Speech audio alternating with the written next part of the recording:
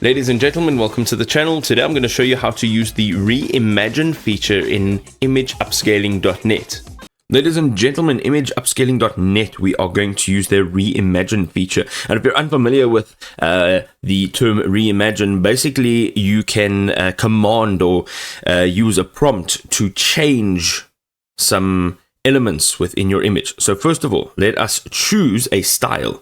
Let's say, for example, we want to choose a line art style over here, and quite simply, let's click on select images.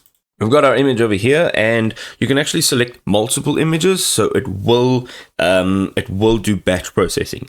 Quite simply, let's click on upload. Here we go, ladies and gentlemen, we've got our image, and all we need to do is click on this. It'll open up in a new window. You will get your image. There we go, line art style image with their Reimagine feature for free.